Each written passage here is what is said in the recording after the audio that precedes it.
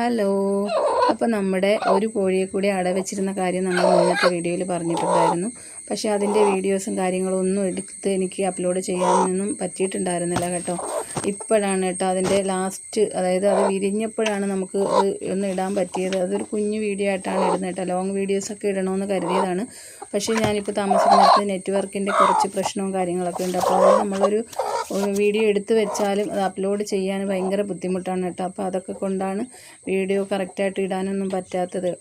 അപ്പോൾ നമ്മൾ ഇന്ന് വന്ന് ഇങ്ങനെ നോക്കിയപ്പോഴാണ് കേട്ടോ ഒരാൾ വിരിഞ്ഞിട്ടുണ്ടായിരുന്നത്. നമ്മൾ 9 മുട്ടയാണ് കേട്ടോ വച്ച് കൊടുത്തിട്ടുണ്ടായിരുന്നത്. അതിൽ ഒരു 4 മുട്ടയോളം തന്നെ അത് കൊത്തി പിന്നെ ഉടച്ച് കളഞ്ഞിട്ടുണ്ടായിരുന്നു കേട്ടോ.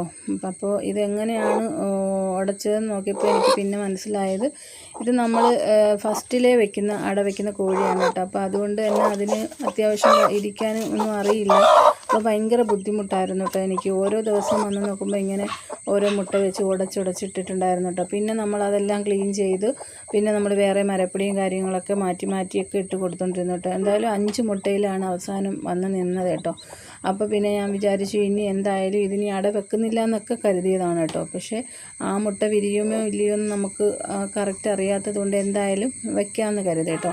പക്ഷെ ഓരോ ദിവസവും ഇതിനെ നമ്മൾ പുറത്തോട്ട് തുറന്ന് വിടുമ്പം തന്നെ ഇത് മുട്ടയ്ക്കകത്ത് വന്നിരിക്കാൻ ഭയങ്കര ബുദ്ധിമുട്ടാണ് കേട്ടോ. ആദ്യ സമയങ്ങളിലൊക്കെ പുറത്തുനിന്നൊക്കെ എങ്ങനെയെങ്കിലുമൊക്കെ പിടിച്ചു കൊണ്ടുവന്നാണ് കേട്ടോ വീണ്ടും കൊണ്ടുവന്ന് വെക്കുന്നത്.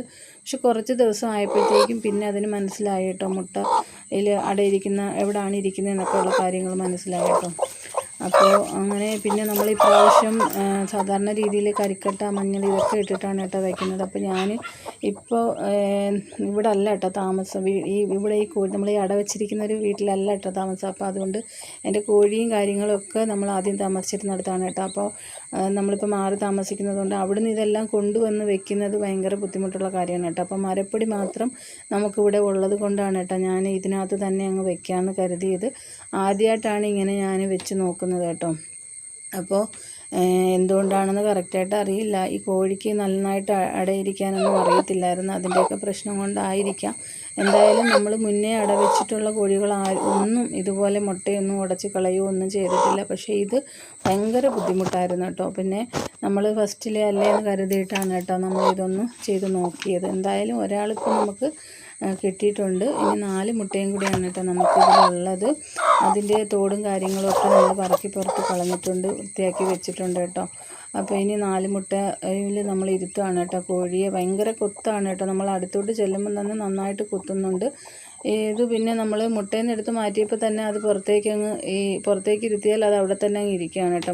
നമ്മുടെ സാധാരണ കോഴികളൊക്കെ മുട്ടയിൽ നിന്ന് മാറ്റി അപ്പോഴും മുട്ടയിലേക്ക് വരാൻ വേണ്ടിയിട്ട് ബഹളം ഉണ്ടാക്കും കേട്ടോ. ഇതിന് അങ്ങനെയൊന്നുമില്ല. പിന്നെ നമ്മൾ പിടിച്ച് വെക്കുകയാണ് കേട്ടോ ചെയ്ത് മുട്ടയ്ക്കകത്തോട്ട്. അപ്പോൾ ബാക്കി മുട്ടകൾ വിരിയോ ഇല്ലെന്നൊക്കെ നമുക്കിനി അടുത്ത വീഡിയോയിലൂടെ കാണാം കേട്ടോ. അപ്പോൾ ഇന്നത്തെ വീഡിയോ ഇത്രയേ ഉള്ളൂ. വീഡിയോ ഇഷ്ടപ്പെട്ടാൽ ലൈക്ക് ചെയ്യുക, സപ്പോർട്ട് ചെയ്യുക, സബ്സ്ക്രൈബ് ചെയ്യുക. അതുപോലെ കമൻറ്റുകളുണ്ടെങ്കിൽ അറിയിക്കാനും ആരും മറക്കരുത്. Thanks for watching videos.